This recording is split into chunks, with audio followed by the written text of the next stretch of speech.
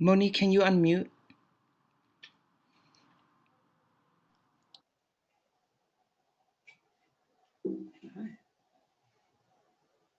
Before I had a name or a form, I existed. A creative force, a love untethered at my essence. I am history unfolding. I am the high priestess, the deity, a goddess divine, an ancient warrior reincarnated, transcending time. My spirit is as tall as the universe is wide. I am the ages unfolding into eternity. I am the sacred soul that birthed every ancient ancestor of humankind. I am the sacred soil, enriched with the memory of their voices, impregnated with their intellectual remains. I am. I am so strong that my roots have traveled underneath oceans and deserts and mountains. Humanity in its infancy was a beautiful, brilliant Black child. They were the forebearers of thought, the developers of science, the inventors of technology, the architects of society, the explorers of spirituality, the curators of culture, the producers of art. My stride is always accompanied by my ancestors. I never walk alone.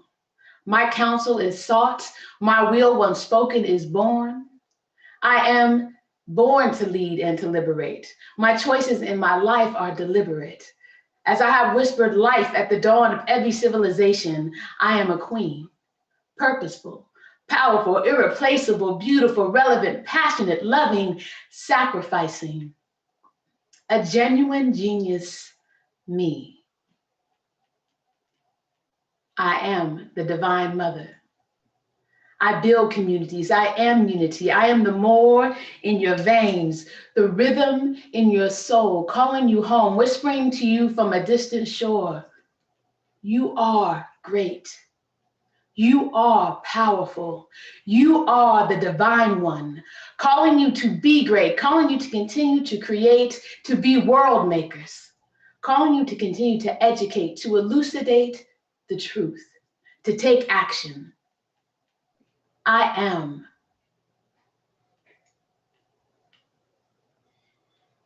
I am all these things: a sister, an auntie, a lover, a friend, and then a mother. I am a world maker. Everybody could just give a round of applause, snaps, some poetry love to Monique Franklin. Thank you so much, sis. That was incredible. She warmed up the space for us today. We're super appreciative of you doing that. I am Elizabeth Johnson. I'm one of 4 co-founders of Wanawari, and we are one of many people bringing you this program, Keepers of Nations, here today. So I just want to shout out our partners, One Vibe Africa, Converge Media, King County Equity Now, Seattle Public Library, Colorful Communities, and this program was funded by the Seattle Public Library Foundation. Thank you so much for that. In a moment, Amijah Smith, who is the Chief of Staff for King County Equity Now, will be leading us through this incredible program. But I just wanted to take a moment and acknowledge that we are in Seattle and we are on the indigenous lands of the Coast Salish people, including the Duwamish tribe, and that these lands hold ancestral significance for the Muckleshoot, Tulalip, Suquamish tribes. We also acknowledge the African ancestors who were brought to Turtle Island, who have kept and tended to African indigenous culture. We support indigenous sovereignty and Black liberation. And I always want us to remember that land acknowledgements are only as important as the work that we do to move forward towards liberation. So I hope as we continue the program today with these powerful Black women across all continents that we think about ways we can move forward with our indigenous community, but also our API communities and Latinx communities, all our Black and Brown communities as well. Thank you so much for being here this Friday afternoon. And Amijah, I'm gonna kick it off to you.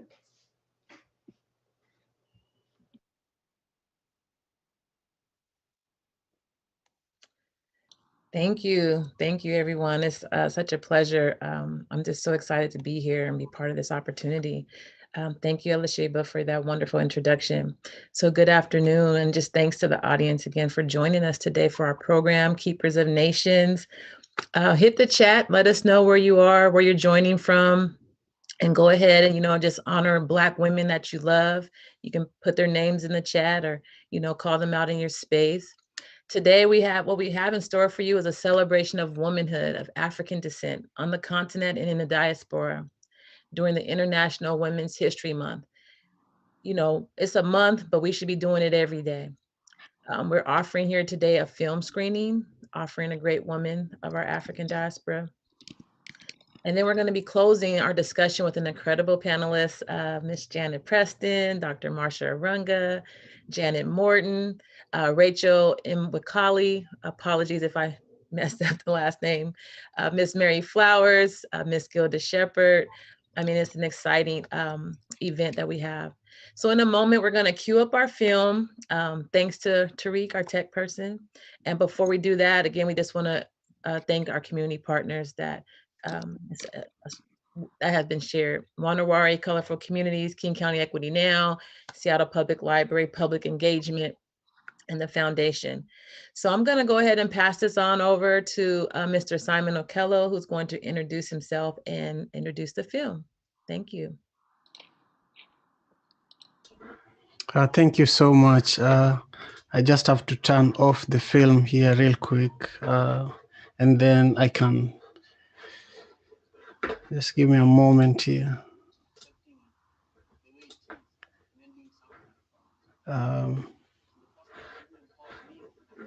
I apologize. Emaija, could you just hold space for a moment for me to? I figured it out. I'm happy to do that. I figured it out. It takes a moment, so I'll just be able to share my screen in just a second here. My apologies.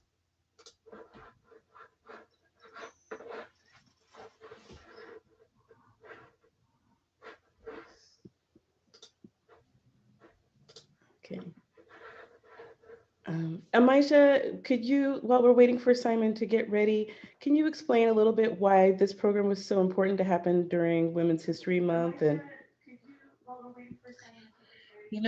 this is important for every day, but it's definitely important for International Women's History Month because Black women, we are the creators of our world. We are the first mothers. We are the first of the human nation. So we always want to bring acknowledgement and honor of that.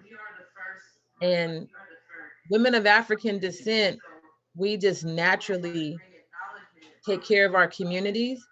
And I just thought that this was the proper and most appropriate space to do so. And when we think about our African diaspora, it's like, how about we celebrate our women locally, our queens locally?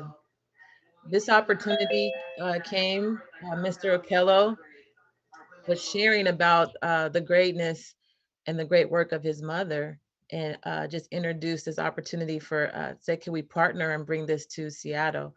And it just started building from there, and then brought more partners in, and it just naturally, because of the essence of what this project and what this event is all about, people are just naturally like, of course, yeah, let's do this.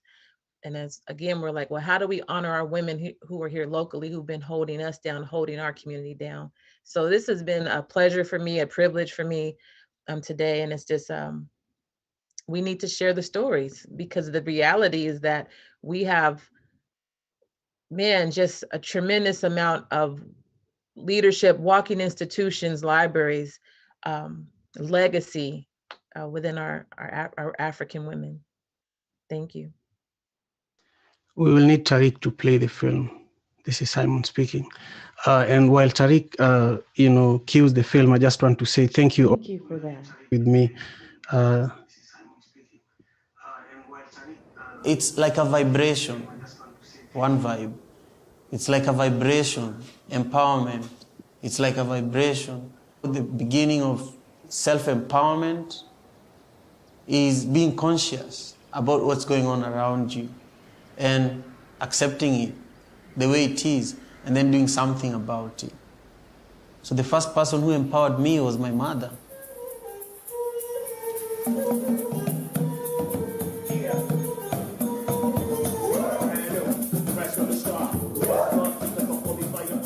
My mother supported thousands of children from her orphanage.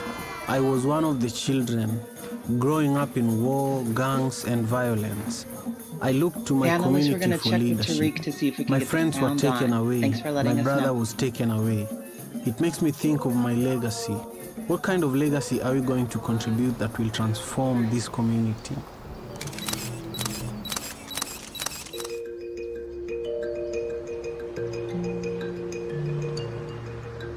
To empower, it means a great nation. It means a different world.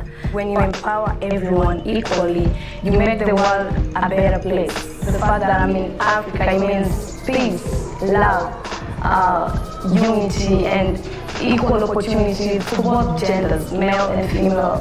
It will be such a different world when we empower everybody. My name is Roots, means Roots daughter, Nazizi. The youth now knowing where Africa is important, and we don't have to run away from Africa. We need to stay here and build it for ourselves, for our future, and for our children. My folks gave me the perfect name. Aid right now for me is just modern day colonialism. Everybody in this continent in one way or another is a beneficiary of some form of aid. But then again, if you teach us how to fish, then I don't think we need the aid. And I think Africa's gotten to a point where now we have enough professionals in terms of a class of young people who've gone to school, who are professionals in all the fields, man. We have engineers, we have writers, we have all these people. Urge them to come back and give back knowledge-wise and free us from aid. I'm a proud woman that God has used me to do a very great job. I'm still doing it, and I'm happy that these young boys now can take over and work hard. Africa has so much potential and not pushing the limits of our agriculture and our export and really just fading into corruption. And so for me, I know there's a lot of hardworking people in this country and a lot of talented youths. We're living like modern day slavery, and I think the youths need to change that. I don't use the word sustainable solutions because it's very cliche, but really that's what it is. So people are not creating sustainability. What they're doing is just pouring what they feel is an answer to a symptom and not going, to the root cause or to the root problems that might be there. So that's what I think of when I hear aid.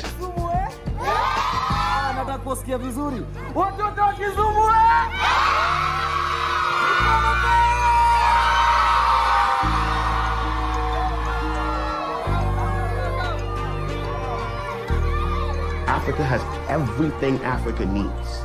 Africa needs nothing from anybody else. Matter of fact, Africa feeds the world. So this is a backwards concept we're talking about. The only difference is this: do Africans know what they have? Are Africans willing to work and fight for what is theirs?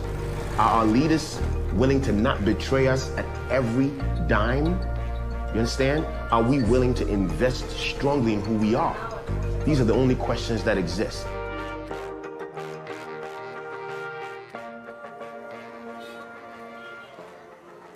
My work, it is achievement. It is empowering. And empowering somebody is a goal. Because that one, you have given somebody life. Most of people don't believe to give. But me, I gave out my property. These are my property. I gave out my things for the people who are suffering to feel better. You see? And I was ready to suffer together with them. But has made them to be where they are. Some are high school teachers. Some are nurses. Some are doctors. So I'm very happy to empower a lot of people in the community and all over the country. My mother raised hundreds of children, owned a business, and served her community when women were not accepted or respected to lead. She is the most powerful woman I know. She has empowered me and my family to carry the responsibilities of our community. You see, a parent is mentoring a child. And mentoring him means you are giving him strength and empowerment to do what he should do and to do something. So we were doing empowerment to our children, and that's why you see Simon like that. He's strong, and he was mentored properly. Well, I'm here today because Simon Okello. I talked to Simon one day. I met Simon. And before that, I had spoken to Simon. All right. Tell me your name and what you do. My name is Simon Okello. I'm the founder and executive director of One Vibe Africa. You know, the conditions under which I was raised in inspired me to start One Vibe Africa. I just knew that something was wrong and something needed to be done about it. The problem that we were facing in my community in general inspired me to act, you know, to respond to the problem by thinking of a long-term solution that can be sustained. The post-election violence contributed a lot to my determination to create something that could give young people an opportunity to see themselves in their fullness, you know, and see themselves as people that have unlimited possibilities. They just need to think about it, find the right people and do it. You know, they don't need to wait for funding. They just need to start doing it, make mistakes, and let people see the beauty and the power of the work that you can do, whether it's funded or not, whether you're from the slum or you're from the richest neighborhood in the city. He's a special dude, you know what I mean? And we're very fortunate to be in his presence, to be part of what he's doing, and we can be as great as well. Because in my world, you know, we'll play 30,000 people at a concert, but in a lot of levels, this is more impactful because it's direct, it's honest, it's not superficial, it's not shrouded in a world of popularity. It's actually the kind of quiet revolution that I most importantly respect. What's that happening? There are two funerals of people I know, of young people that were shot by police for being involved, like having guns. And she was just telling me about one of them. He was telling me about the other one across the street. Oh, wow. So one is being buried this Saturday, another one is being buried on Friday. You know, the one being buried next Friday was an artist that was supposed to play, you know, record at One Vibe Studio. We literally grew up with him. You can't know that young people can get so involved in crime and gun violence until they're killed, because you can't know what they do at night. It's becoming worse. I grew up with all of them. Oh, wow. They're just gunned down? Gunned down, like not even a week from each other, and in one neighborhood. It's sad, and it's why what we're doing is important. It's why what we're doing is important, because 1 hour away from, you know, situations that can put you in danger, or away from people that can influence you to own a gun, is worth it. But there are no spaces. You have very few alternatives. One alternative is you accept being poor and you live like that. The other alternative is you work hard. No matter how hard it is, you may or may not succeed. The other alternative is to find a shortcut, you know? Own a gun, get into criminal activities, or give up in life, you know, and just die, you know? And so those are the three choices for somebody growing up in the slum. So, you know, of course I've lost so many people that I know. And these two people, I know them very well. You know, I lost my brother as well.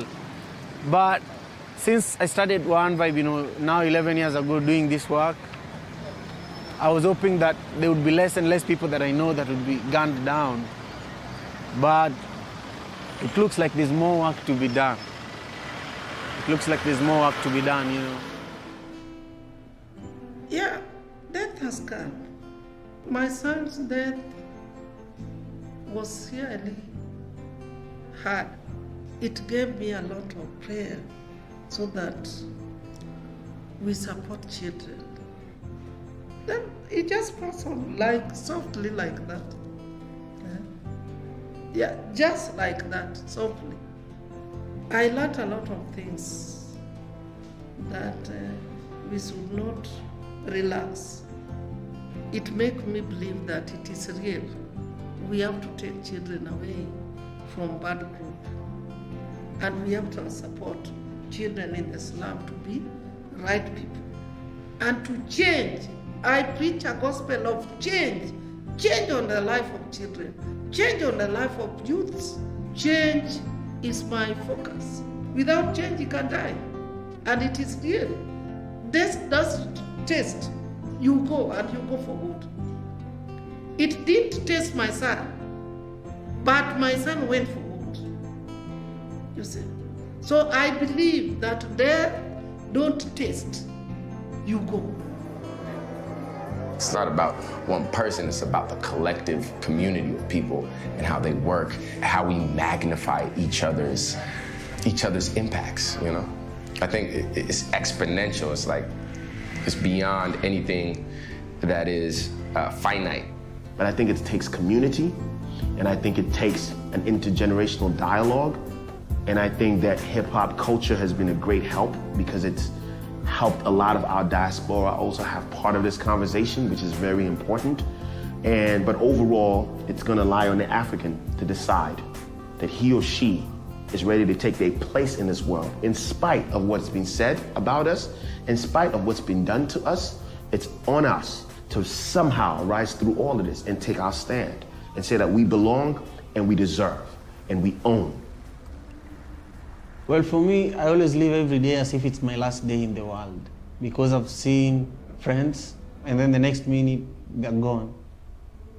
My brother and I lived in this compound, you know, with my mom and all the kids that live here. And my brother and I had a room that we shared. And he had been sick for a while, and you know, he had been involved in a lot of gang-related activities. But we had hope for him, you know. We still had hope for him. The night that he passed away, I didn't believe it, and my mom's window was just across, you know, the corridor from our window. I could look through my mom's window from inside the room we shared. So I opened our window and just yelled that you should come and see this, you know? And she was telling me that I'm awake, I think something is wrong too, you know? So both of us had been experiencing the same thing, you know? So she came over and, you know, she knew that it had happened.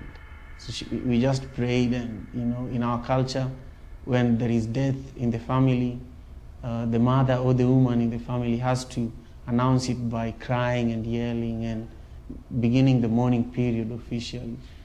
The fact that I'm already known because I'm his brother, I'm already known that, oh, that is that gangster's brother, and he's also going to be a gangster. You know, it was always known that youths from the slum have to be gangsters. We are good for nothing, you know. So I knew that life was very short from that moment. I was always waiting, like, when am I going to die, you know?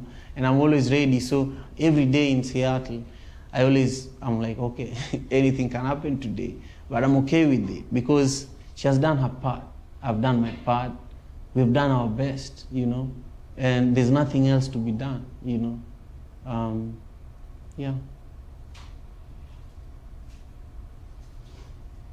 So, the documentary is called My Heart.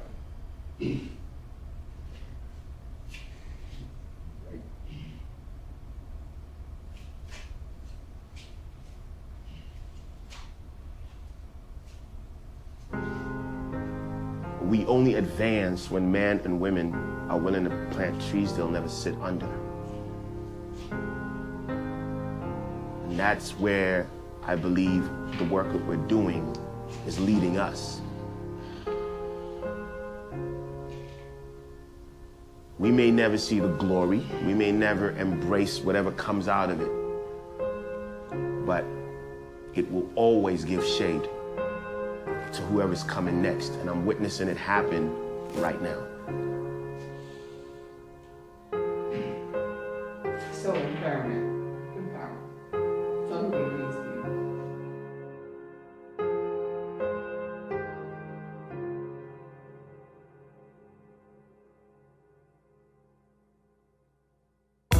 No system can tie me down and take me for a clown. I'm a free man. I'm a free man, yeah. And them can't corrupt my mind. I'm strong and I know I'm not blind. I'm a free man.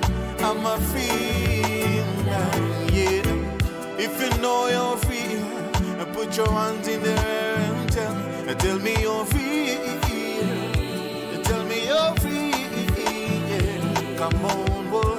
If you know you're free, put your hands in the air and tell me you're free, yeah. You're free,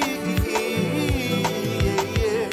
No system can tie me down and take me for a clown. I'm a free man. I'm a free man, yeah. And them can't corrupt my mind, no. I'm strong and I know I'm not blind. I'm a free man. I'm a free man. No, no, no.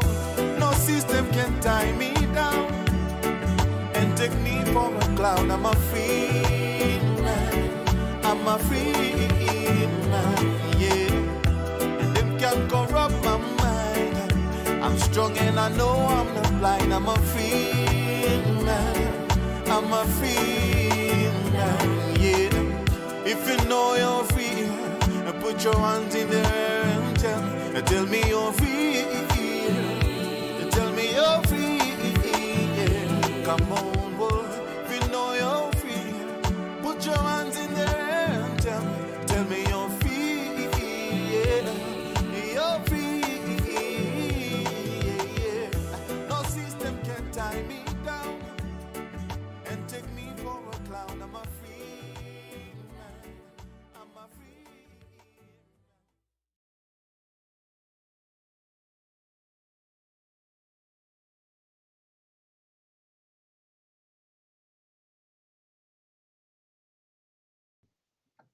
I want to pass this on and we'll introduce to you all Miss Janet Morton, the firstborn and daughter of Mother Celine. And I mean, I'm still touched by the documentary. I've watched it already and I'm still touched by the power, the essence that she embodies, that what we're talking about here today, about the power of women of African descent, the keeper of nations. And that's just one of many women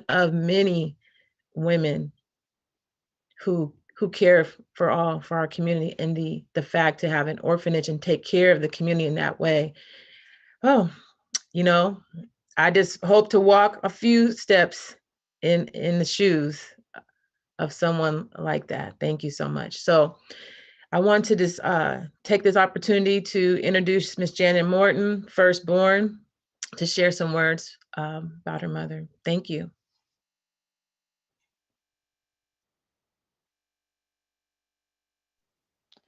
Thank you, Maja. Hi, everyone. As you said, I'm Janet Morton.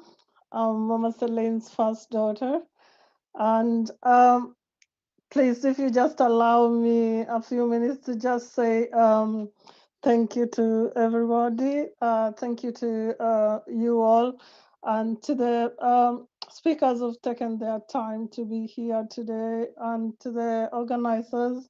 We sincere gratitude to you all and to anyone who's taken part to make this day a possibility, really. And just also those who've taken their time to tune in and watch the documentary with us. We'll be here to celebrate all the powerful women being celebrated today. I mean, the documentary speaks for itself. Mama Celine, as you've seen, she was a powerful woman. She was a true visionary, and I really still, as a first daughter, I don't know. Every time I think of her shoes, I'm thinking I can't feel that shoes because this is just too big to be filled by us or even to attempt. I mean, mom left us early and she went before her time, but you know, her vision is left behind. Her legacy shines, and I mean, it's there to be seen. Mom was somebody that took people in, and she took people that were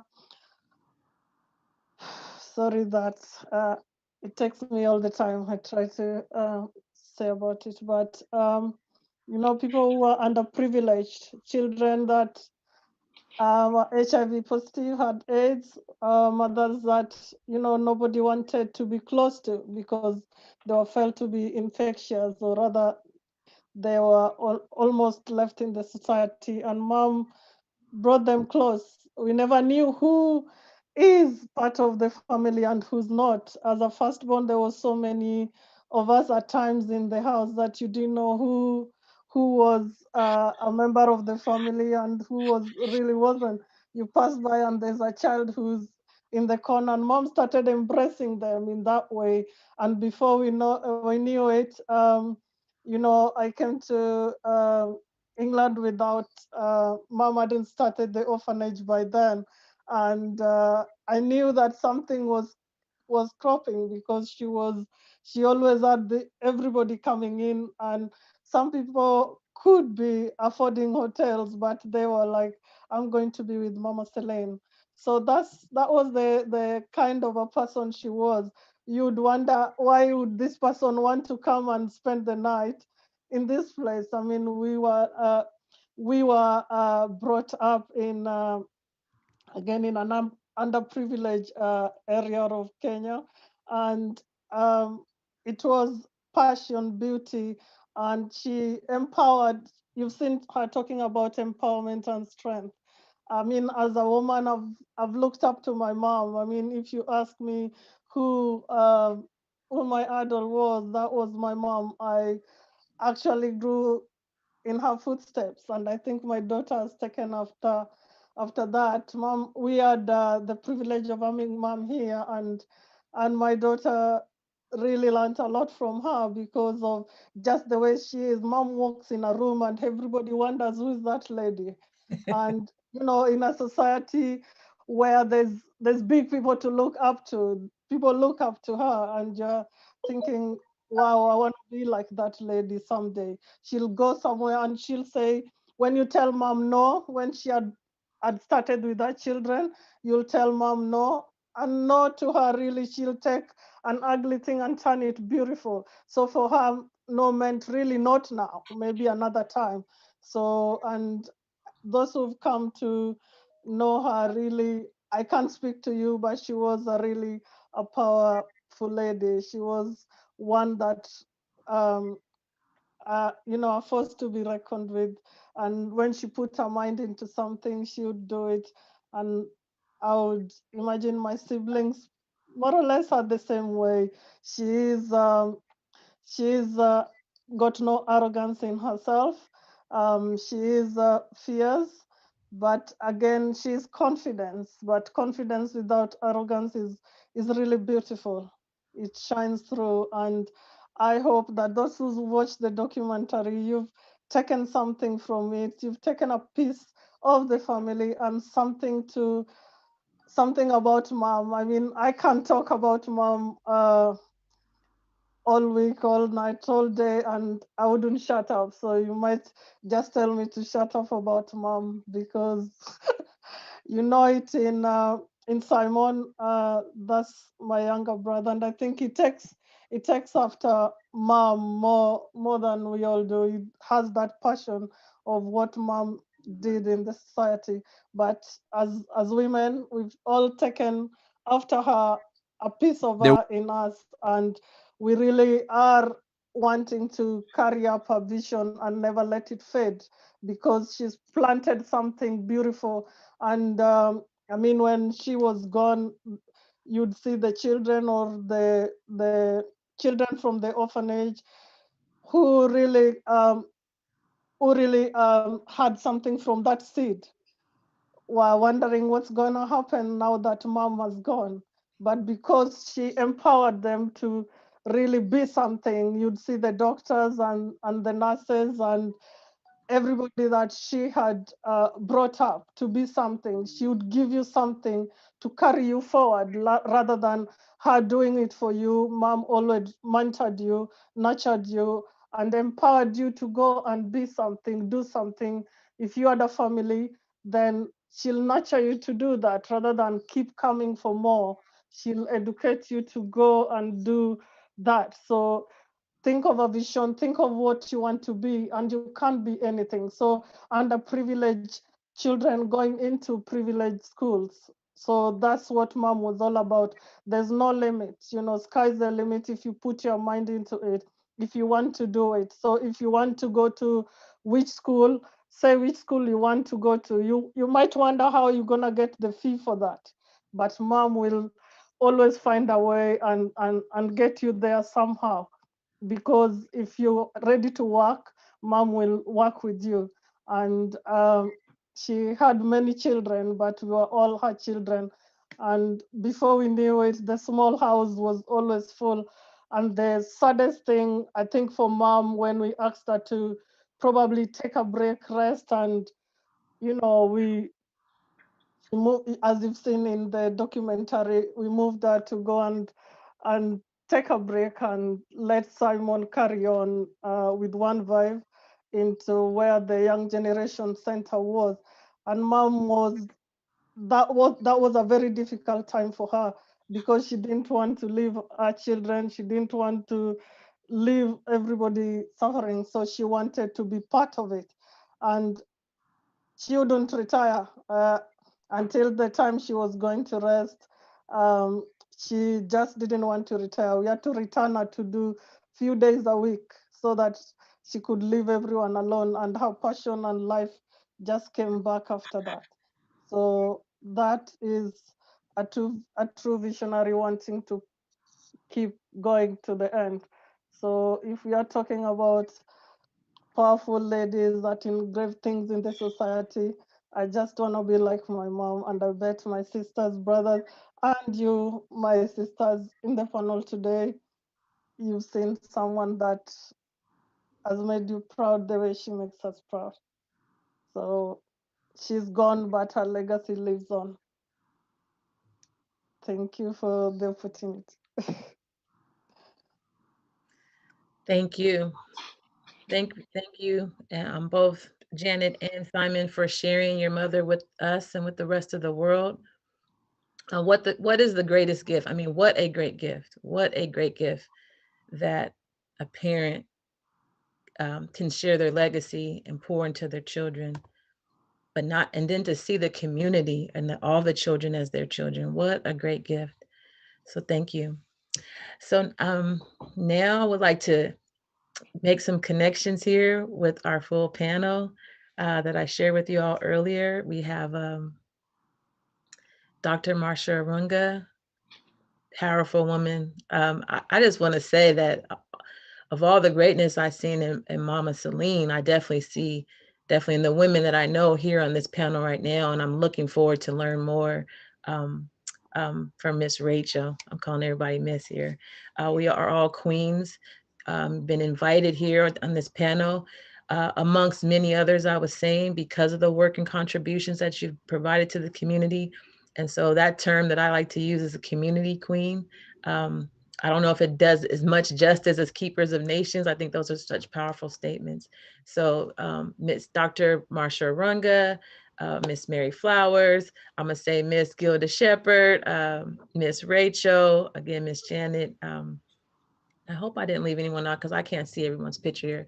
And let me just say that I didn't say earlier, thank you so much, Monique, for that performance. I mean, you embodied and described it and brought that energy for us, that we understood not only this documentary that we're watching, but as we watch and as we continue to hear the contributions of our panelists, you brought it forward so that there's no misunderstanding. Let there be no misunderstanding about the power of women of African descent. So without further ado, what I would like to do is ask our panelists, so this is going to be informal. There's just some questions that I'll be asking. Feel free to talk with each other. It's just a conversation to share about the contributions that you have brought to community, how people might describe you if you come from a humble background and have a hard time describing yourself, your connections with the continent, who's the wind behind your back. So we're just going to have those type of conversations and just kind of let it flow freely. And with some, as I go in to introduce folks, I'll say a sentence or two, but feel free to share more about who you are. So I would love to start with Dr. Arunga. I met Miss Marcia from the community. Oh. She is the dean of Tacoma's Evergreen Campus College. She is what we call the mother of education, at least in the Central District. She's like our dean, our superintendent of schools. But there's so many others who have, poured into her, Dr. Mims and so many others. Indeed. But I wanted to say one of the biggest contributions that you have provided to me and to my family is your book. She is an author, y'all. The Stolen One. So with further ado, Ms. Marcia, you want to start us off? I will. Thank you. Here's my book. What an honor to be here and to be on the same panel with Mama Celine posthumously. I just want to honor her because I had an opportunity to meet her. We sat in her home at the orphanage. What an elegant, beautiful lady. And like many of the women I came across in Kenya, having lived there for 11 years, and we've done taken delegations of Black women to Kenya for almost 2 decades. And in doing that, we came across such women who were doing amazing work. They see a need for a school, and the next day you go and they have built a school. It may be under a shaded tree, but learning is there.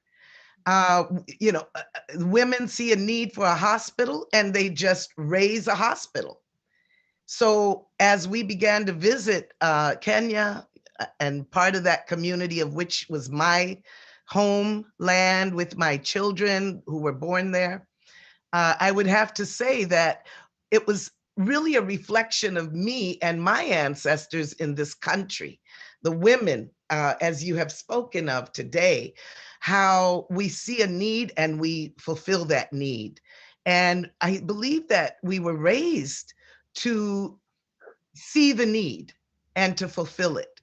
And I believe that people went to school. I think that's what has taken me on my travels and what has made me see such women of power with very little means, as Simon has said, but so much wealth. I want to say one of the greatest lessons I learned from living in Kenya was that if you see a person walking down the street with, tattered clothes, maybe no shoes, in America, we say that person is a poor man. In Kenya, in African context, you say that man is not poor unless he has no family, no relatives, because he's going to be taken care of. And I think that might be the greatest lesson that I came back to America with, just seeing how we care for our own. And because who else do we expect to care for them? And when we begin, the universe opens up and allows so many other people to come in and make it manifest in the way that we have our visions. And I do believe that this is what has carried me through my lifetime. So I have immense gratefulness for the women in my life, for the ancestors, those I never knew, like Harriet Tubman, call her name all the time. Ella Baker and Rosa Parks, but I've got to honor my mother and my father. I want to honor my grandmothers because I know their legacy as businesswomen, as farmers. And this is the blood that comes into me. And today, you know, as a city woman, you know, that blood is ancient blood. And when I see films like this with Mama Celine, I remember that greatness that really is born out of us. Yes, some of us are more privileged to live in a certain place in the world, and others find themselves in a abject poverty and slum. But despite where we find ourselves, there is a spirit in women that is relentless. We grow and we find what we need. You know, our people, when we had to cook white people's food and throw the guts of animals out the window, our sisters were on the other side cleaning those guts. We chopped them up, we boiled them really good, and we called them chitlins. And today that's a delicacy. So I think that's a metaphor for the long journey that Black women have been on, just upholding that which is great, even when it's scruffy and muddy and dusty. We recognize it. We recognize it. So I'm honored to be here, honored to be with my Kenyan folk, honored to be with my Black folk right here in my hometown. Thank you for having me. Thank you for blessing us with your presence. I also just really want to share, I want to give a shout out and acknowledge my mother and my grandmothers and the grandmothers I have not met. I just want to shout out to Mary Smith, Florine Jimerson, and Carrie Turner. That was my great grandmother, and Mother Willie, my other great grandmother. So I just want to call them out in this space. So transitioning on, I would love to recognize Miss Mary Flowers. Miss Mary is a mother of so many, known as be an anti-racist organizer, caring for our homeless community, really caring for us all. Been at the city for 30 years, maybe more, holding down that space to hopefully get that system straight and have a humanistic view and how to serve our people and serve our communities. So with no further ado, I would like to introduce you, Miss Mary, and share who you are, how people describe you, and maybe the connection with this film or just whatever comes to you. Thank you. Thank you, Amija. Love you, Amija. Again, I'm Mary Flowers, and really honored to be here today. I'm a grandmother. That's one thing, but I also want to acknowledge my grandmother, and I think it's so important that we honor the women in our lives. Sadie McIver Watson was her name, and my mother, Moody Mary Gordon Watson. And I'm thinking it's so important to say all the names that we know, because it really links us to both sides of the family, more sides of the family. And I really, when we think about the connection to Africa, the connection to this film as well, so many people on the screen have helped me to have that connection. But I really remember my grandmother was born in 1877. And always, she died when she was 96. So I was 17 when she died. I spent my childhood with my grandmother, and I was the youngest. So I spent a lot of time with her. And one thing she always said, don't ever forget our people come from Guinea. And so, you know, this is in the 60s, 70s, and, you know, I'm a child, and we've been conditioned to think in a certain way about Africa. And, you know, that's been the conditioning since our people were forced onto this soil. And so, but she always instilled that you've got to remember and pass that down, and always taking us to the grave and honoring the people who died. And as I've gotten older, you know, more people have died, but it's like they've gone to their resting place. And I would say I'm so grateful for Alicia, the honoring of the land, honoring of the fact that we are on the land of indigenous people to this continent. And it's helped me so much. Janet Preston is on here, and she's going to speak more to it. But Janet and Marsha really helped me in my adult years really connect me to Africa. And this film really brings it home because it was always all about education and connecting it to education. And Janet, after many years, finally, you know, and Marsha, I finally made it in 2016. I took the trip to Africa, and Janet's son said some words that have helped me in my work, really, just even this week. It was her son, Akili. After visiting, he was, you know, he was like, the second time I went, he was like, well, you know, because his thing is, why are people staying in, you know, over there when you can come home? And I had a conversation. I said, my children and my grandchildren are there. You know, that's the wind behind my back. And he looked at me, not in a judgmental way, but what he did say, he said, well, if you choose now to stay on that land and to occupy that land, what are you then doing for the liberation of the people whose land you are now choosing to occupy? Because we didn't have a choice in the beginning, but we have one now. So that's the responsibility that stuck with me. And in my homeless work, I work in government. And for a long time, and it can be very oppressive. It's an oppressive homelessness system game. And it was just this week I felt liberated as a Black woman in a space with predominantly white people, probably 40 white people. Real excited about a homeless project, but to be able to recall those words of Akili in my spirit and the words of a Native elder, Mr. Pinkham, who caution people. He said, when you and Marsha hit it, because she was talking about it's not about having tattered clothes and all that. That's not what, if you got relatives, you're wealthy. And what that elder told the mayor and whoever, all the public officials who were embarking on this homelessness, another iteration of Solomon, they've had 10 or 20 of them. What he said was, stop calling people the homeless, the clients, start calling people your relatives.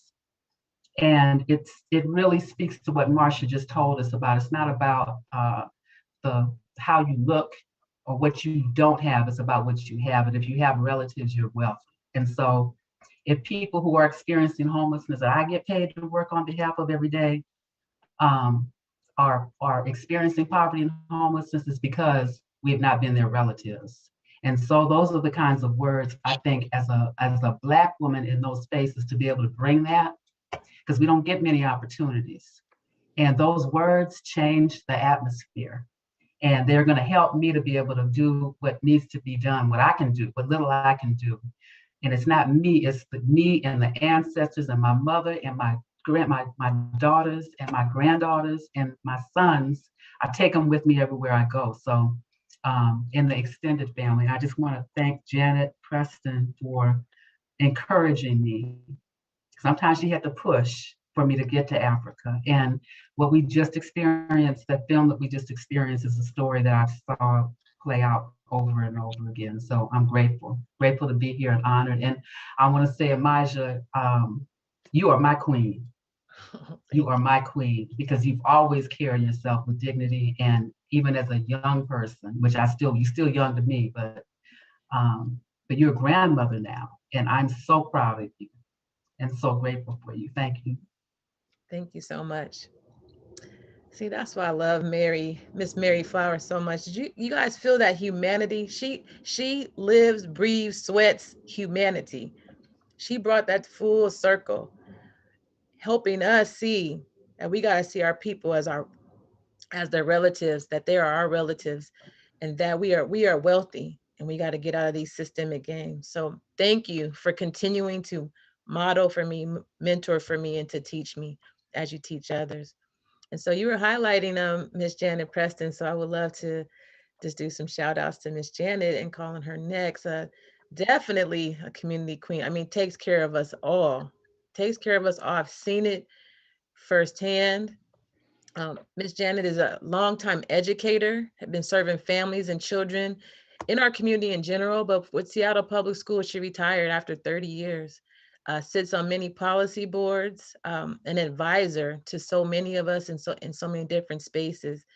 And to know I grew up around the corner from her for all these years, and to know that wealth was just right around the corner from me as a child still puts me at awe and lets me know that, and for others here who are watching, that we have our wealth is right around us. We just have to tap into it and make those connections. But Miss Janet, if you would love to share more about who you are, your connections, and how these connections, how this film, and just being an amazing, amazing woman of African descent, that would be wonderful. Thank you. Thank you for inviting me. I'm humbled to be on this panel. I'm very emotional today because of the signing of the laws that they're trying to pass to suppress voting, and to watch the Black female legislator being hauled off to prison, to jail, and charged with 2 felonies. That forced me to cry, and I don't cry a lot. So forgive me if I'm very emotional today, because so many have worked so hard for so many years to free us of this suppression that's always been on us, and to see that because a group of people lost an election, they've chosen to try to suppress us again, when we're just realizing our power with the vote. So I just have to say that in front of anything else I say. I was blessed with a grandmother that had a 4th grade education, but a wealth of knowledge and a wealth of common sense.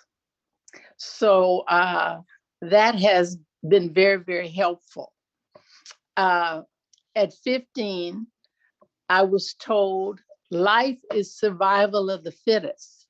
The strong survive and the weak perish, and you've got to be strong. So I knew whatever else happened in life, something I had to do in order to survive is be strong. So that's instilled in me to be strong, because as Black women, we go through a lot in a lot of different ways, with our relationships, with our children, in society. We go through a lot. So it's important for us to have the knowledge at a young age that we've got to be strong. My connection with Africa started with the Black Prisoners Caucus in the 80s, when in Washington State, they had the highest incarceration rate of Black males of any place in the nation. You were more likely to be incarcerated in Washington State. And my senior son was in high school, so I asked the brothers in the Black Prisoners Caucus, what must I do to rescue my son and save him? And they told me, get him out of Washington State. So he left Washington State, went to Southern. In Louisiana, police put shotguns up to my son's head.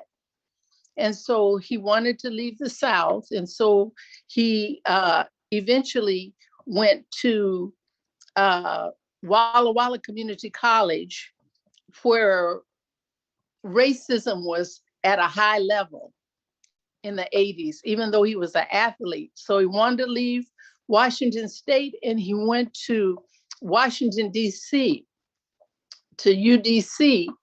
And for a traffic violation, a sticker that wasn't in his window, updated, they put him in jail. And he saw a chain gang of Black men all chained together on a Tuesday. And so everywhere he went, he saw racism. And what he wanted to do leaving college is get out of Washington State, get out of the United States. And so in 1999, after going back and forth, working on building a home, he left the United States forever, he said. He told me when he left in 99, he would never be back here. He said he would not live the rest of his life as a second-class citizen. And so that began my relationship with Africa. And one of the things I wanted to do in going to Africa is connect us. Black people in the United States are, they don't know how related we are until they go. So that was one of the things I wanted to do to connect us. And consequently, we were able to build a school for the kids, a free school, because education is hard for them and getting resources is hard for them. So to those who more is given, more is expected. And so it was not a big problem to refinance my home, get the money, and send to Ghana. And in December, we will celebrate our 15th anniversary of the school. We've got 9 classrooms. Kids from 1st grade to 9th grade attend the school, and we've got 260 students. And so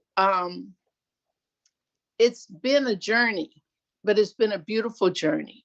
And a lot of people here in Seattle have donated to the school, and the school operates on donations.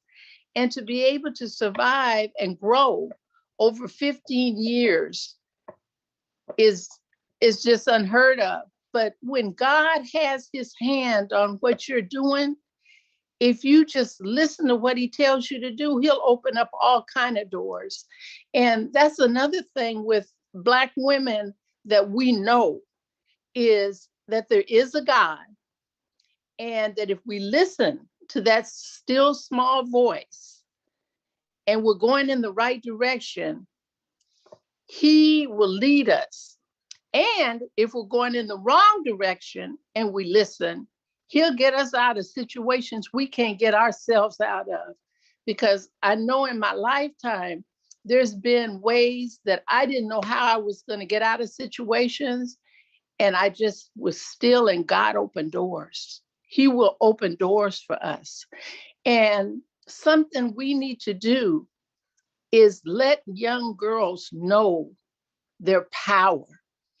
Young Black girls do not have an idea of the power that as we grow older, we know we possess, but I don't think we share it enough. And I think I'd love to see us have circles.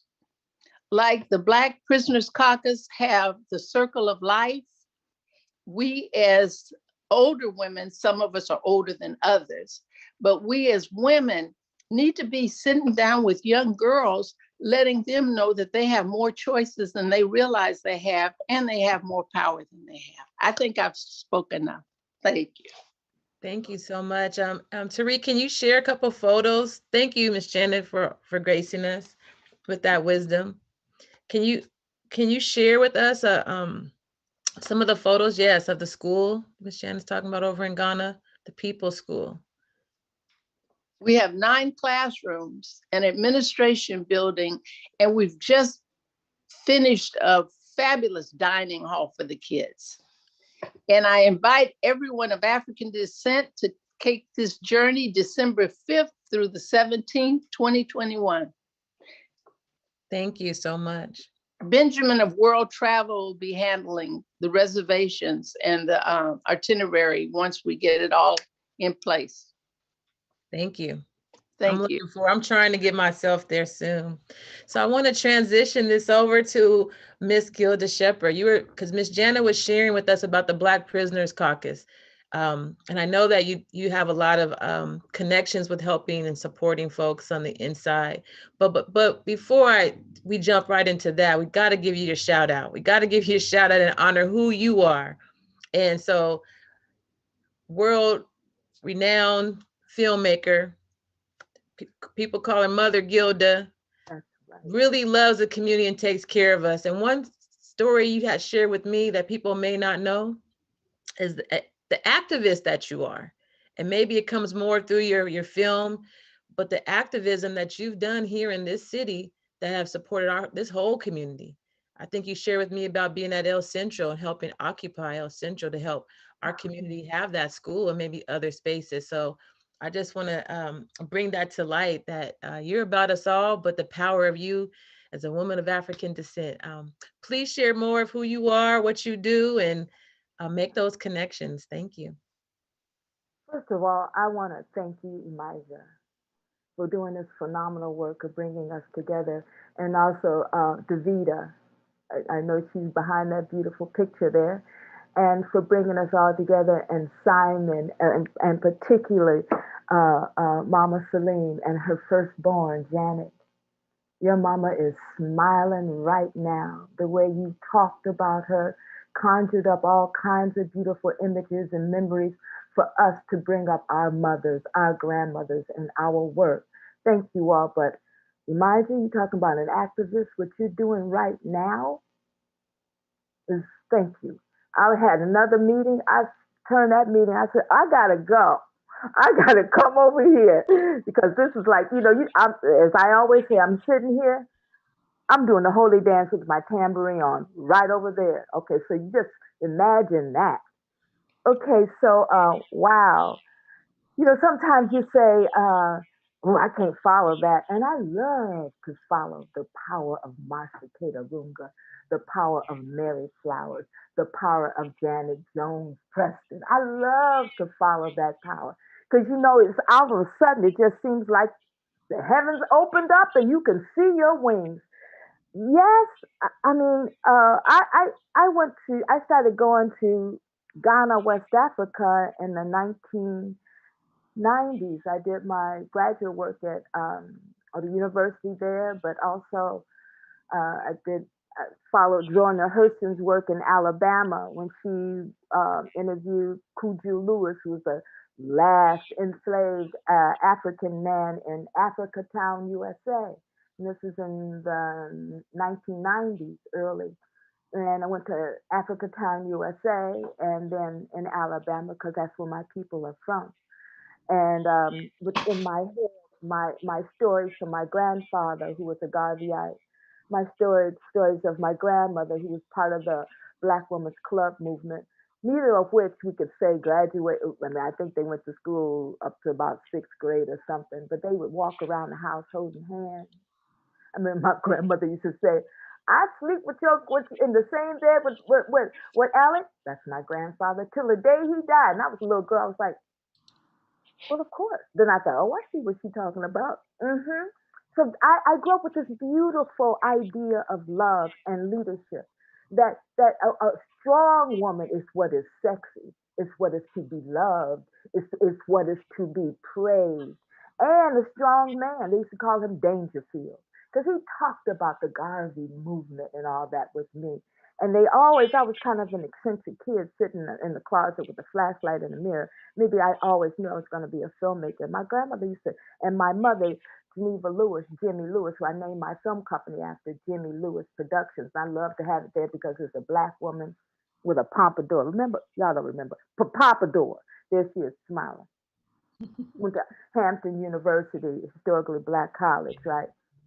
And so I would come out the closet, and my grandmother used to say, baby, what you doing in there? And I would say, Grandma, I saw all these images. And she said, tell me about them.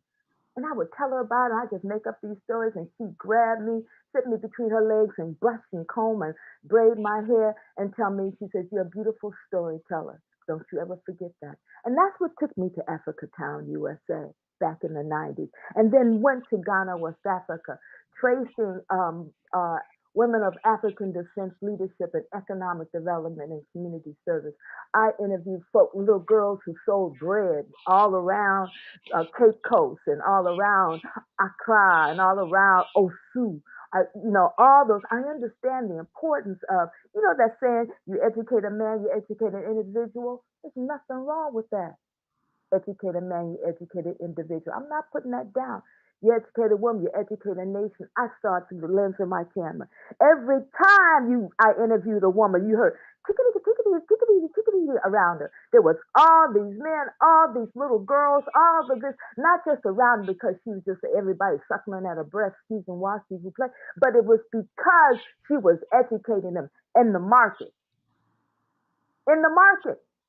They understood how, when I would go, that was the hardest thing for me to do in Ghana, West Africa, is to go to the market. I would go like this, because I would have to negotiate with the most finest business people you've ever seen. They see me come, they hear my accent, they say, uh-huh. Let me see what capitalism gonna bring me today. And but respected me because they got a point. So I had to use my privilege in a responsible way. So I understood that. And for Janet to start out, to ground us in what is happening today, to keep us not to forget that we are joyful. Yes, I'm doing a holy dance, but you see me on my knees, as my grandmother said, I'm only getting up, right? I'm getting up to do some work. So it is because of these three women, Marcia Taylor Runga, Mary Flowers, and Janet Preston. After I've been going to Ghana, West Africa since the 90s. I used to have a little home in Ghana. Had to give it up because my film ate it up. But that's okay. You know what I mean? I got a little village over there, so I'm still mom. When I first went up there, I was, Sis Gilda. Then I went to Mama Gilda. No, Auntie Gilda. Now I'm Mama Gilda, right? And same thing in the prison. So I did a film called Secret of the Approach of Dawn for my graduate work about Ghanaian women leaders, and then another one called Women Together as One in a refugee camp in Ghana. It was a Liberian refugee camp because people used the enslaved Africans who were free to go over to Liberia and settle it for Firestone to come in and everybody else to come in. So I felt a responsibility. So I worked in the refugee camp, and I went there all arrogant and said, I want to talk about child soldiers because I am a Black feminist, let's be clear, right? I am an intersectional Black feminist, no problem for saying that, right? And so, but they looked at me like, you coming over here, you trying to tell us what you want to do? Let me tell you what we think. This is what we want. We want business classes. We want our scholarships for our kids to go to school. We want literacy classes, and I followed Dr. Mem's idea that when you come to school, first do your memoir. That's what Evergreen State College Tacoma does. We do memoir when we walk in. So I said, why don't I had people from Liberia and Ghana come in to teach these classes? And the first thing they did was talk about their memoir. And it wasn't just slow fade in the gore. They talked about beautiful things.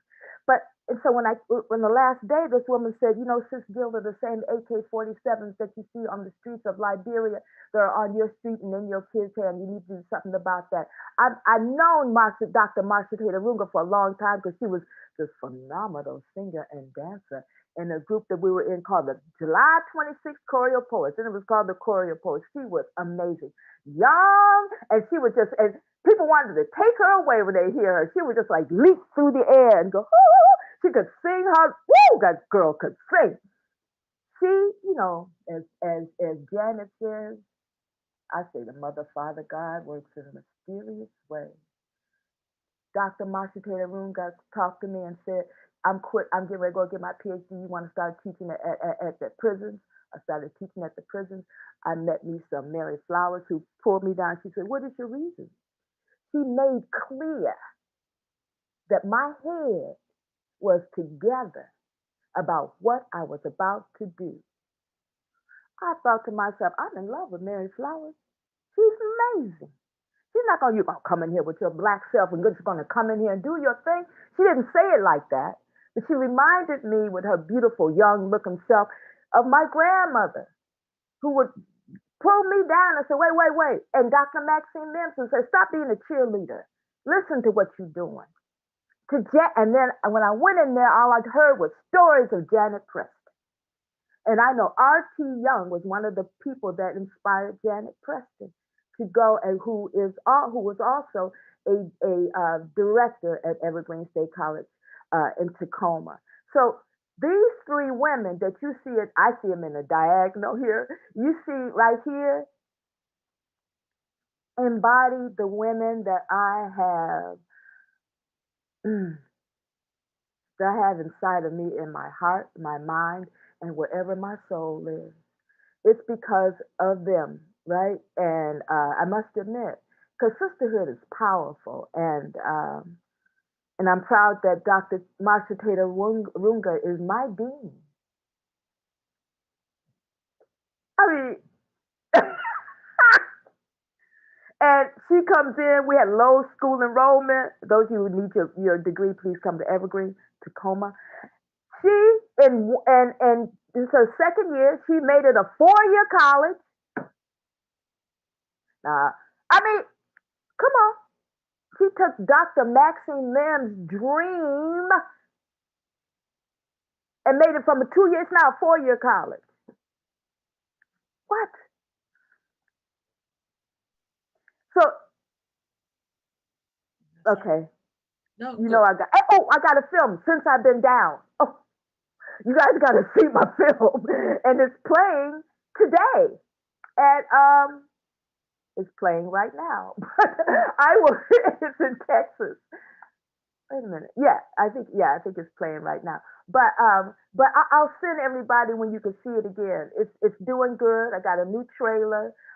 People are looking at it. I won the Social Justice Gold Prize. I take parts of my film and give it to the family members who, in the film or the little clips, wind up in the judge's hand, and they be like this. Did you see them in prison? I'm like, mm-hmm. See, we are the new griots. Isn't that right? With that film, we have to tell these stories, and so I do my film for an impact. I'm into restorative justice, hurt people, but you know what I'm into? Transformative justice. Janet Preston said, we're still struggling for the right to vote. Come on. We have to do transformative justice. Yes, I'm sorry, you sorry. We both gaining, but we have to fight to change these policies. Just like Mary said, she walked in and a native elder said, "Oh, that's your family. That's not somebody. That's proximal." As you can tell, I have the gift of gab. I'm gonna be quiet right now. Thank you, Ms. Gilda. It's not about the gift of gab. It's about the gift of sharing the wisdom. And what you did right there is you just made the connection again to our humanity and our work and what is being built and sharing that legacy. So I would never, that was your words, not mine, the gift of gab. That was your words. Thank you so much. Again, we are so honored and blessed for this opportunity. I wanted to transition and go on to Miss Rachel. Can you please say your last name for me correctly? I'm trying. It's Mwikali. Thank you. Yeah. Your presence here is all about what Miss Gilda was just doing and making these connections. We're making connections over to the continent. And you've been doing your work or based in Nairobi, Kenya, but you're a human rights defender, a feminist, continuing this community queen work that we do and being the keepers of nation. If you could please share who you are, what you do, and how you make this connection, that'd be so wonderful. Thank you. Thank you so much. I hope I'm audible. I'm trying to sort of come from this background of the second largest informal settlement in Kenya. I've told my neighbors to put their voice a bit low because the structures here are made of iron sheets, but it's a lovely home. I'm grateful also to the One Vibe and Simon, the family, and the late Mama Selin for creating also the space, because also we are here because of also celebrating our life and our role in terms of the social justice and the community. She was coming from in Kisumu and also in the continent, because we do a lot of work as women, especially Black women and young Black women, but our work is never recognized as work in this neo-colonialism era and capitalistic era. So like the way you had a feminist activist, community organizer, and Pan-African feminist. And I convened a social movement called Coalition for Grassroots Human Rights Defenders Kenya. It's a network of community organizers, feminists, and human rights defenders fighting for social justice in their own grassroots community in the country. And we organize based, majority of us, based on the injustice we have experienced in our personal life and within the community where we live, because it's the thing we are talking about as a Black person in the US or in the white spaces we are not seen as, where we are not seen as people. So here also, because of our class issue, we are not seen as people. and especially being a Black woman and young Black woman like myself. So as I was listening to conversation, there are things that I wanted to bring across, which I celebrate all of you queens, African queens, powerful queens, being a month for us women, which should be every day, not only this month. For me, I believe in that politics, we should be celebrated every day. As Black women, we toil day in, day night to make ends meet, to make this continent move, to make also like countries move, but our role is never celebrated. So I celebrate you all powerful women. I celebrate you for what you have built and for great women around you and within your own space. I celebrate you and I'm sending love to all of you. I know sometimes with this movement work we are doing, it can be lonely, frustrating, and disappointment at times. And sometimes you're seen as mad people, especially as a Black woman. And in these white spaces, sometimes, like for example, I usually say, my body is a bit, I'm small in body size, but my voice is big. So sometimes when also I'm calling out oppression in some of the spaces, even if you meant like to say something very calm, but the facts our voice are very strong, which you shouldn't be apologetic. It gets to be criminalized of who you are. And this goes to also the movement work I'm talking about as a Black feminist and why it's important, even now with the ongoing crisis globally of fundamentalism and raising of patriarchy. Why it's important even to have global solidarity within ourselves as Black women, whether in the US in diaspora or whether here back in the continent. Why it's important also to continue multiplying even the spirit of Mama Selene. And if you could see in the story, and I also much respect to you, Simon, for being a feminist ally and supporter. If you see in the film on what drive Mama Selene, she believed in change. She believed in change of transforming life. She believed in change of transforming the community and the future of also education in the beautiful young souls in Kisumu, which most of our governments have failed us in terms of that. But through her love is what has also made also have amazing kids like Lavender, Janet, Simon, and the others. So like seeing the work she did, which most of us were feeling emotional watching that video. But as the remaining fighters, militants, soldiers that we have remained, what's our role? It means our role is contributing to the work of Mama Selene, the one she left behind, to continue. It means that as Black women, also recognizing and also like putting into history or our story, I usually say femininjas, like the women who fight to liberate fellow women and transforming community in the continent. It's documented, but also like, our role is also to share with, I really liked what Janet said, being a young woman who's less than 30 and being in this powerful space with you, amazing women, it's an inspirational to me.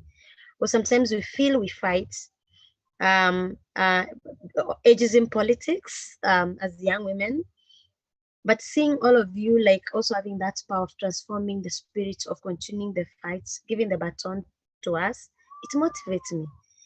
And seeing that spirit of Mama Selene also in Lavender, like running even One Vibe Africa, it motivates me. And this also like takes me back to a campaign we did as Coalition for Grassroots Human Rights Defender with One Vibe Africa, the Madaraka Festival. It was about like now with COVID. Here in where I live and in Kenya, you can see the kind of space. Social distance is a luxury and staying at home is a luxury. It's not for most people. And when the lockdown came, our government didn't put guideline of responding to COVID on a feminist approach and human rights approach. So we community organizers, including myself, were like, we have to find a ways on our community can be supported and get something. And that's when we started an initiative also like providing community with food, because there's lockdown, a lot of people here are casual laborers, most women here are single mothers. It's hard to feed a family. Most families survive with $1 a day. And we're like also, as much as we're doing this work, also we had like very good partners and friends, like also some in the US called Changing Lenses, Changing Lives, amazing woman also. And now is when also we start with also Simon and the team with One Vibe, and we're like, apart from just giving food, there's something called socioeconomic rights and economic liberation. Most of these women have been having like informal business, which they are not informal to me because they feed family and control the country. So they've been affected. What do we do? And that's when we came with a collaborative partnership also with One Vibe through the leadership of also Simon, of doing a concert to raise money to support these women. And I wish you could just watch the stories of our business that how this household were affected before COVID. They were before COVID and how COVID affected them, and the kind of transformation that came out after we gave them this seed grant of $100 each. So what am I trying to say? I'm trying to say that with our ancestors, the one who fought, the women who fought, and with our umbilical cord being buried here within the continent, we have the power. There's a power in a Black woman. There's a power in a Black women in terms of organizing and the battles we fight on a daily basis. Either it's in spaces that we are paid less than what's supposed to be paid. And this one for me being in this space of activism and development work, I usually critique it in terms of, like, for example, as a Black woman, getting a visa to come to the US, it's an issue. I get criminalized because I'm single, I'm Black, and I'm a young woman, which is it's the opposite of the of our Black men. I'm not saying that our Black men don't go through also like other struggle, but it's opposite. And despite all this that happened, we still fight to transform our community. Despite this, that when you talk, some of the donors see us as problematic, people who are not diplomatic, but we still fight to see a better future in communities we live. So for me, this is very important in seeing what we organize as Black women. And I really liked the examples of that were given about the Pan-Africanism, because these boundaries were brought by colonialists. Africa didn't have boundaries. We are not divided, and that's why we believe in Ubuntu, in Utu. And there's a say I like saying in Swahili called Afrika Moja, Afrika Uru, like one Africa, one freedom. And it's very important to recognize it doesn't matter where sisters you are, we are one people. We are one people in terms of also seeing the intersectionality of solidarity. And I really like also the within the discussion, the one when we're having about even privilege. Like, even if you're having privilege as a sister, like, but you see, the good thing with also us Black women is that we see on how to give reciprocative solidarity where possible, like the receipts. And that's why it's important, even maybe as a follow-up of this discussion. And I really liked the conversation in terms of what's next. What's next in terms of keeping each other on check, even for our own mental sanity. When we are like, sister, we got you, we celebrate you, we cheer you for whatever you are doing. It's really important for us because most of the time we are not cheered. We are not celebrated. We are not appreciated. We are not valued. And it goes back to the poetry that was there, even about our own. If you look, for example, people like Alice Walker, people like the liberators, I'll go like within the continent, people like the late Winnie Mandela, and even Mama Selin. You find we give a lot for the movement, but our biology and our sex, in terms of how we identify, and this one I have to look at it in terms of intersectionality, including LGBTQ folks within the discussion, or trans women, because women, we are not homogeneous, and it's important to recognize we come in different shapes, in different ideas, in different spectrum, like we're not homogeneous. So there's no way as Black women we can be put in a box and people say these are they need to be identified. And the beauty even our hair. And for me, even like, for example, when people ask me, why did you put dreadlocks? I'm like, I put it for a political reason. For a political reason that as a Black woman, my hair is so beautiful, it's good. And we shouldn't let anybody tell us our hair isn't good, our skin isn't good. We have the most, like the thing, black don't crack. So for me, it's important, like when you're having this kind of building communities that are communities that can be able to transform ourselves and appreciate each other. Community that we are able to say, we are fighting with oppressive forces, whether it can be like retrogressive culture, even within the continent. Because also one thing also we need to acknowledge, even here within the continent, this patriarchy that works, even from a patriarchy that is being driven by structures from our fellow Black head of states. So, but as women here within the continent, we are fighting. And it reminds me on the work we did also this COVID on amplifying the stories of resilience for Black women and feminists and organizers that have been responding to community this time of COVID. And I'll just encourage you guys to read about it. I can share with Simon, then he can share.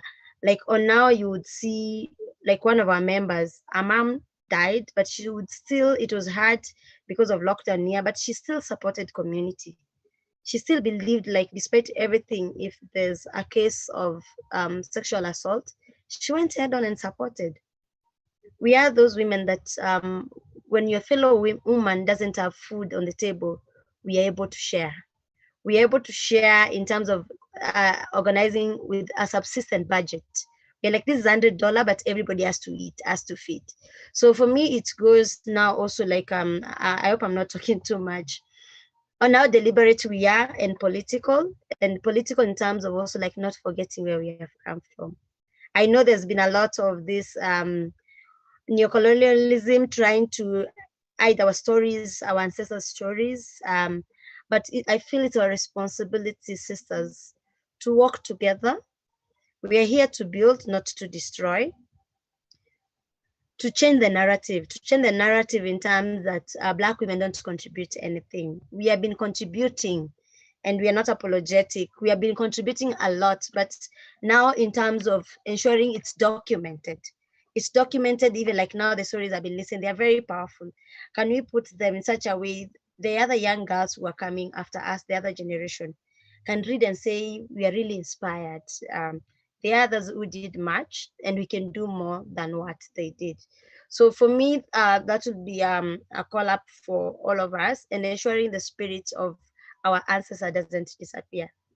Ensuring the spirit of Mekatilili Wamenza, who is one of the very brave women in Kenya that forced colonialist. She didn't conform to colonialist way of doing things. She fought so hard. So it's up for us who are living. Each generation has its own mission. What's our mission? Now, there's been many fights that have been fought. What's our mission? Is our mission to continue with the work of Mama Selen, supporting their project? Or is our mission also like saying, we are tired, but we can't be tired. We have to continue our mission. She multiplied. I've listened, like most of you, I've been inspired. Like I knew her through Simon. And I was like, I really want to meet your mom. I really want to meet your mom to share like the frustration I go through on daily basis doing this community work. The frustration whereby I'm a youthful person, but I haven't enjoyed my youth, but I feel contented with the kind of work I'm doing because it transforms life, it changes lives. It's about human rights. The kind of work I do, and many of women human rights defender we do, it's the work that it has made some of us go to exile in different countries, but we haven't given up. So I feel it's also an energizing moment, but also the other thing, queens, Black beautiful queens, we should not forget about our mental health. Should not forget about our well-being, our self-care. I know self-care sometimes it's politically critiqued in terms of being bougie, like very elitist. Not at all. But if it calls us like even now the way we're laughing, making stories, dancing, because you see also like dancing also sort of makes us also like center in our energy. Do whatever you love in order when you feel it, you need to take a break. Even if it's crying, let's cry. It does not mean we are weak. Because I think also there's this thing used against us as Black women. When we feel emotional and we want to cry, people are like, but as Black women, you're very strong. How weak are you? And you're like, I have emotions, I have feelings.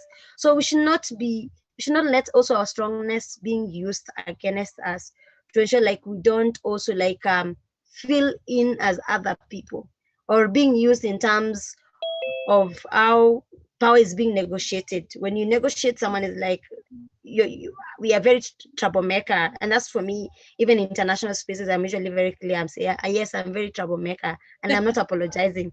Because for me, I fight oppression in different levels. The fact I come from a community that is not privileged, I have to fight. The fact I am a Black young woman, I have to fight. The fact that the politics in whichever space does not favor me, I have to fight. But still, also I have to critique and challenge this kind of space that like, I want to be me. I don't want to fight all the time. I want to be me without being questioned. I want to dress the way I want. I want to speak whatever I feel in my mind, being feel that I'll be blacklisted in spaces or whitelisted in spaces that are seen that are not meant for me. So for me, I feel we can't give up. If there's a time we need each other sisters, it's now.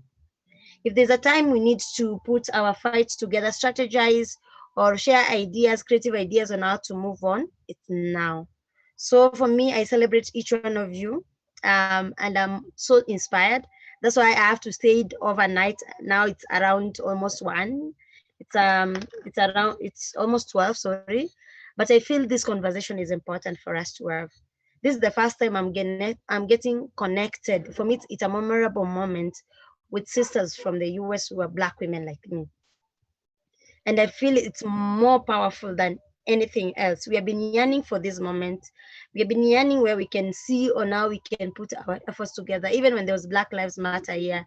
And this is the thing, even I kept on telling even Simon, that there are a lot of also Black women that have been killed in the US. I'm not saying it doesn't matter for our Black folks, guys, but we need also to name the Black women that have been killed also. I've been very vocal in the country talking about end of femicide. And I believe as Black women also need to hold that space accountable. The shift of blame by the neoliberal, sexist, misogyny system should not be giving the burden of responsibility to Black women and blaming Black women all the time. So it's important even for us as Black women and our allies and our supporters to ensure like they are coming with their receipt and content correct, in terms of also like ensuring that whatever we are advocating for, they're able to support. And also this also like goes also to our Black men in terms of the allyship. How supportive are they to us Black women? How supportive are they? Yeah, so also we have to challenge also our brothers and comrades who are from the continent. They need to come hand in hand in supporting and cheering us also. Thank you. Thank you. I honor you in this space because you brought the power. I know you're aware of your power, but I don't know how you are aware of what you just manifested globally of whoever is watching this. Thank you. I don't even really have the words, but it was so vital today that you were here and part of this. Thank you, Simon, for helping to make this connection. Yeah, you brought the fire, and you just embody what we were talking about. Like, it is in us. This stuff, it's not on us, our power. It is within us, and how it must, what Miss Janet Preston was saying, it must be cultivated in our young ladies. And so you are a manifestation of what that looks like when it is cultivated. So thank you so much. And we'll definitely stay connected, because you're right. What do you do? It's not just about a conversation today. How do you take action? What does action look like? And we have the answers, and we're gonna make it. I'm gonna make a difference. I wanted to give an opportunity. Well, first of all, to say thank you to all of our panelists. Words can never express and will never be enough of what you bring to our community, to our nations, and how much more you have to offer and pouring into us and raising us and modeling for us. There's so many more young ladies that I can name. There's too many that I can name right now. Whew. I just have faith and I have hope because of this moment. It's a confirmation. It's a confirmation. The coordinator, or the person who centered us around this, as you said, was our feminist ally, Simon Okelo, and I would like to give him a couple of words to share, and then we'll follow that with another presentation and performance by Miss Monique Franklin. Thank you. Thank you so much, Emaija. This is Simon speaking. I'm just so grateful to be here. Emaija, you've done a wonderful job hosting this entire event. And without you, we would have never been here. You know, this conversation started in a meeting that Emaija and I didn't even plan to attend. But we both clicked and found ourselves in a closed Zoom meeting, which was supposed to be about King County Equity Now. And so she asked me, how are you doing? And then I told her, then she asked, how are you really doing? Then I told her, I just came from my mom's funeral and I would really love to, you know, to share her story with the Seattle community that has immensely helped bring her work to life. And I want to thank Dr. Marcia Arunga for being one of the people from Seattle who, you know, they never knew my mom. You never knew my mom, Dr. Marcia, but you held my hand here in Seattle and, you know, stood with us at every event we did, just like my mom used to do with me when One Vibe was starting before I ever moved to the US. She used to come to our events just like you've been doing here in Seattle and introducing me to amazing women that are here with us now. And I just want to thank you. I want to thank Owura Runga. And, you know, it's just unbelievable what Rachel Mwikali, who spoke last, and myself were able to accomplish for over 100 women. We were able to raise $100 for each of them. And, you know, this was also when my mom was really, really struggling. And, you know, she kept asking us, have you got the money for those women? And we say, we are almost. She kept, even in the last minute, until we were able to get money to women in Nairobi, in 2 different slums in Kisumu. And I feel like the work we did together, Rachel, was like my mom confirming if we were ready for her to say goodbye, because some of the women we were able to give help to are great grandmothers that I used to see when I was a little boy in Manyata slum, you know, and they're taking care of many families, you know, not just their own children, but their children's children, and they're elderly women left alone. They're the amazing business women that Sister Gilda was speaking about that know how to negotiate. And now Lavender, my youngest sister, is working directly with these women. So being in the presence of all of you today, you know, really is like standing on sacred ground. And I just want you all to know that, you know, it's really a privilege and an honor that I'm here. And to Wanawari is a space that I frequent as a man. And there are other amazing men like myself, including Inye, who is also the co-founder of Wanawari, and other amazing men here in Seattle that have also helped me, you know, held my hand and made sure that I stay sane. You know, people like Amir Islam, you know, Tim, the director of Langston Hughes, you know, Marlon, Jonathan Cunningham from Seattle Foundation, Y King. I just want you all to know that, you know, we have you in our hearts right now as well. And, you know, I'm just so grateful, Emaija and Elisheba and also Davida for, you know, being patient with me, because producing something like this is hard, especially when you're still grieving. And I also want to thank our Lebanese community. This film was produced by members of the Lebanon community here in Seattle who came to one of our events and were so inspired by the work that we do. So I traveled with you know, Wael Abuzaki, who directed the film and co-produced it with me. And it took us 3 years to do it. Owura Runga and myself were in Kenya with a number of amazing African artists from really all over the continent. So I just want to thank you all, and I'm grateful. The microphone is back to you, Emaija. Thank you. Thank you. I would love to, again, honor Miss Monique Franklin, who will take us out with a wonderful performance. This has been an amazing day. I've never had a Women's International History Month like this ever, at least here in Seattle. I'm glad that it's been connected across the continent. And thank you all so much for just being you and walking in your purpose. Pass it to Miss Monique.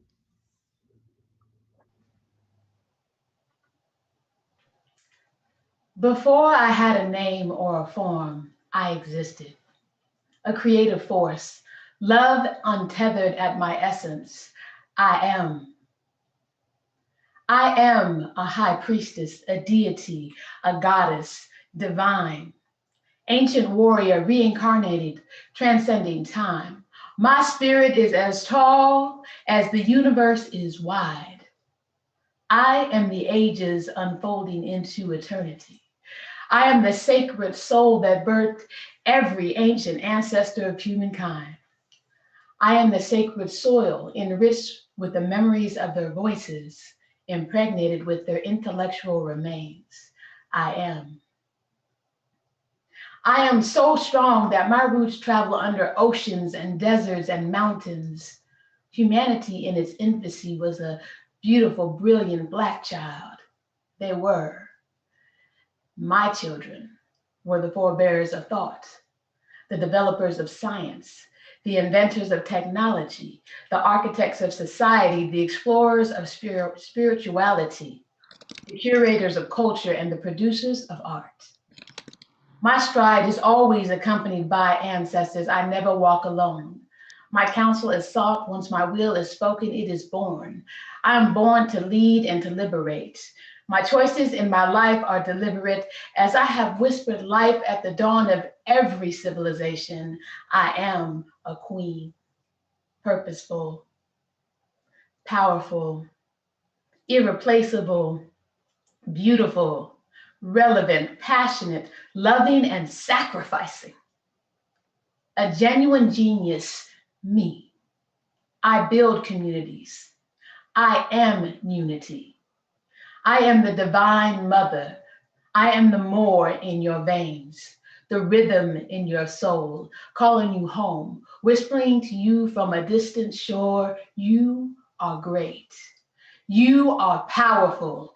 You are the divine one, calling you to be great, calling you to continue to create, to be world makers, calling you to continue to educate, to elucidate the truth, to take action. I am a daughter, a sister, a friend, a lover, an auntie, and then a mother. And in this life, I know who I am.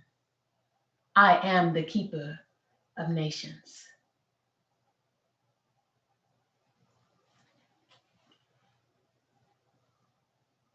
Thank you very much. Wow. Woo!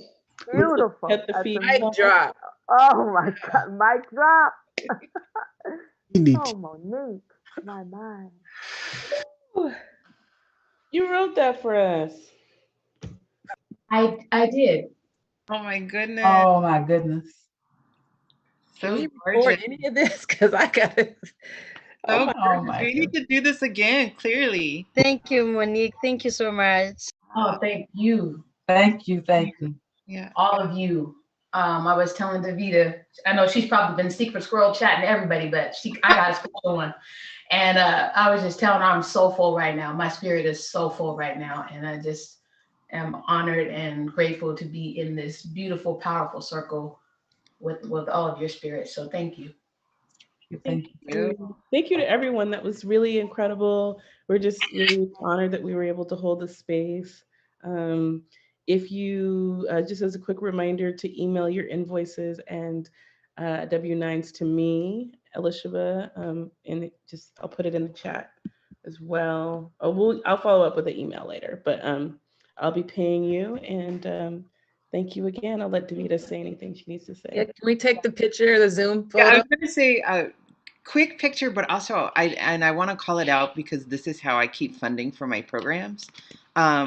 We have a link for a